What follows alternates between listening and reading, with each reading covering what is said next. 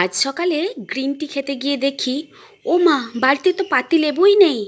পাশের বাড়ির বাগানে গিয়ে দেখে দেখে বেছে বেছে পাকা পাকা হলুদ হলুদ লেবুগুলো চুরি করে নিয়ে চলে এলাম।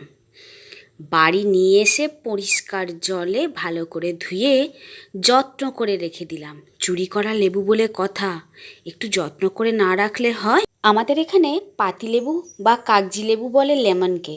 তোমাদের ওখানে কি বলে কমেন্টে জানিও কিন্তু। এরপর ওভেনে একটা পাত্র চড়িয়ে তাতে 1 কাপ জল দিয়ে ফুটতে দেবো। জলটা ফুটে উঠলেই দিয়ে দেবো গ্রিন টি এর পাতা। পাতা দেওয়ার সঙ্গে সঙ্গে গ্যাসে চাপালে গ্যাসের ফ্লেমটা আর ওভেনে চাপালে ওভেনের সুইচটা অফ করে ঢাকা দিয়ে দেবো। আমাদের বাড়িতে গ্রিন টি কেউ খেতে চায় না, সবাই বলে খুব তিতো, আবার লেবু দেওয়া হলে তো একেবারেই না। আপনারা গ্রিন টি কীভাবে খেতে ভালোবাসেন জানাবেন কিন্তু। মধু দিতে পারেন, আমি মধু দেওয়া পছন্দ করি না বলে দিই না। এবার আসুন লেবু কাটতে কাটতে গ্রিন টি এর উপকারিতাগুলো একবার জেনে নিই। আমাদের শরীরে আদৌ কি কোনো কাজে লাগে না লাগে না গ্রিন টি, তা এখানে আমি জানিয়েছি। এগুলো কিন্তু একটাও আমার কথা নয়, বড় বড় ডাক্তারবাবুদের কথা। চা, হ্যাঁ হয়ে গেছে গ্রিন টি, দেখেছেন রঙটা কত সুন্দর এসেছে।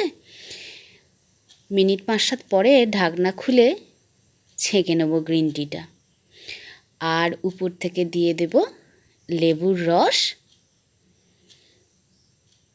অনেক রস আছে কিন্তু চুরি করা লেবুতে। এরপর লেবুর রসটা একটা চামচ দিয়ে গুলিয়ে নিয়ে, আমি চামচ খুঁজে পাচ্ছিলাম না, ওই জন্য ছাঁকনির পিছনটা দিয়েই গুলিয়ে নিয়েছি। উপর থেকে ছড়িয়ে দেবো সেই স্পেশাল পুদিনা পাতাগুলো। পুদিনা পাতা আমাদের হজম ক্ষমতা বাড়ায়, এটা আমরা সবাই জানি। সকাল সকাল এরকম 1 কাপ চা আপনার সারা দিনের এনার্জি বৃদ্ধি করতে অনেকখানি কাজে লাগবে।